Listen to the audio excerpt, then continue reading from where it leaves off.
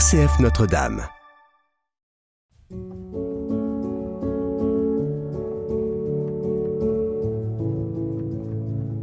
Reprendre la plume avec Sainte Thérèse, un podcast RCF avec le sanctuaire de Lisieux pour vivre, méditer ou découvrir la spiritualité de la petite Thérèse à partir de sa correspondance familiale.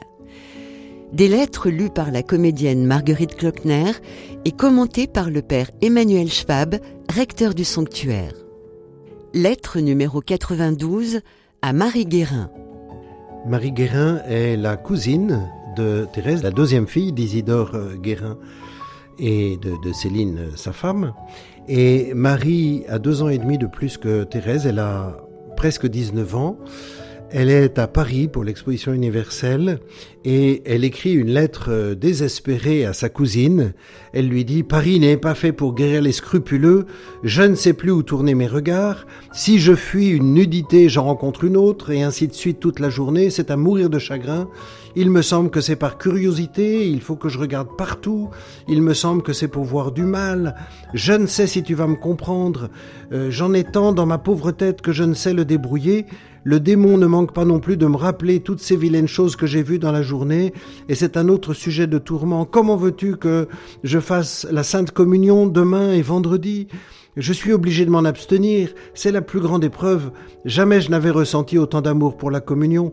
Je sens que je serais inondé de consolation, je me sentirais fortifié si je pouvais avoir le bon Dieu dans mon cœur. Thérèse, qui n'a que 16 ans, lui répond ceci.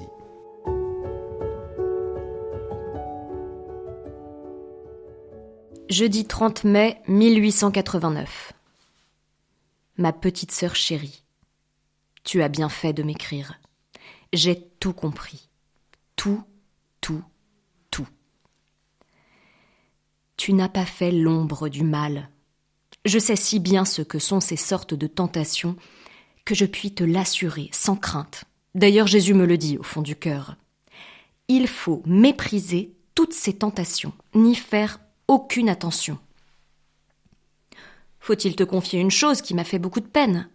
C'est que ma petite Marie a laissé ses communions, le jour de l'Ascension et le dernier jour du mois de Marie. Oh, que cela a fait de peine à Jésus. Il faut que le démon soit bien fin pour tromper ainsi une âme. Mais ne sais-tu pas, ma chérie, que c'est là tout le but de ses désirs ? Il sait bien, le perfide, qu'il ne peut faire pécher une âme qui voudrait être toute à Jésus. Aussi n'essaye-t-il que de le lui faire croire. C'est déjà beaucoup pour lui de mettre le trouble dans cette âme. Mais pour sa rage, il faut autre chose.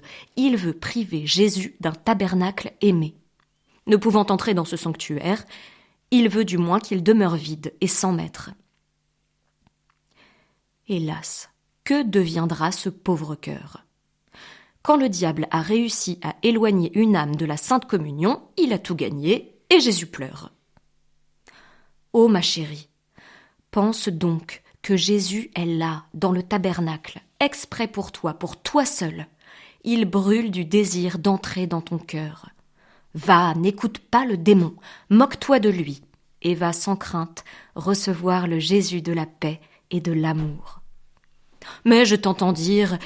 Thérèse dit cela parce qu'elle ne sait pas comme je le fais bien exprès, cela m'amuse, et puis je ne puis communier puisque je crois faire un sacrilège, etc., etc., etc. Si, ta pauvre petite Thérèse sait bien. Je te dis qu'elle devine tout. Elle t'assure que tu peux aller sans crainte recevoir ton seul ami véritable. Elle aussi a passé par le martyre du scrupule, mais Jésus lui a fait la grâce de communier quand même, alors même qu'elle croyait avoir fait de grands péchés. Eh bien, je t'assure qu'elle a reconnu que c'était le seul moyen de se débarrasser du démon, car quand il voit qu'il perd son temps, il vous laisse tranquille. Non, il est impossible qu'un cœur qui ne se repose qu'à la vue du tabernacle offense Jésus au point de ne pouvoir le recevoir. Ce qui offense Jésus, ce qui le blesse au cœur, c'est le manque de confiance. Petite sœur, avant de recevoir ta lettre, je pressentais tes angoisses. Mon cœur était uni à ton cœur. Cette nuit, dans mon rêve, je tâchais de te consoler, mais hélas, je ne pouvais y réussir. Je ne vais pas être plus heureuse aujourd'hui, à moins que Jésus et la Sainte Vierge me viennent en aide. J'espère que mon désir va être réalisé et que le dernier jour de son mois, la Sainte Vierge va guérir ma petite sœur chérie. Mais pour cela, il faut prier, beaucoup prier. Si tu pouvais mettre un cierge à Notre-Dame des Victoires, j'ai tant de confiance en elle. Ton cœur est fait pour aimer Jésus, pour l'aimer passionnément. Prie bien, afin que les plus belles années de ta vie ne se passent pas en crainte chimérique. Nous n'avons que les courts instants de notre vie pour aimer Jésus. Le diable le sait bien. Aussi tâche-t-il de la consumer en travaux inutiles. Petite sœur chérie, communie souvent, bien souvent. Voilà le seul remède si tu veux guérir. Jésus n'a pas mis pour rien cet attrait dans ton âme. Je crois qu'il serait content si tu pouvais reprendre tes 2 communions manquées, car alors la victoire du démon serait moins grande, puisqu'il n'aurait pu réussir à éloigner Jésus de ton cœur. Ne crains pas d'aimer trop la Sainte Vierge, jamais tu ne l'aimeras assez. Et Jésus sera bien content, puisque la Sainte Vierge est sa mère.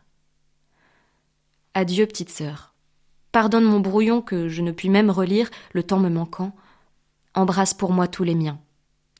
Sœur Thérèse de l'Enfant Jésus.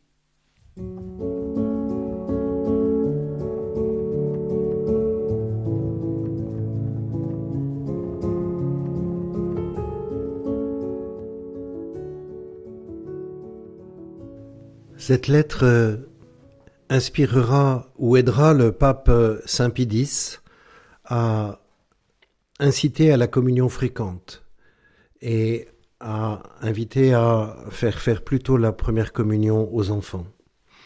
Cette lettre évoque un retournement de perspective étonnant dans le contexte un peu janséniste de la fin du XIXe, dans le contexte où on ne communie pas fréquemment et Thérèse souffrira au Carmel de ne pas pouvoir communier tous les jours.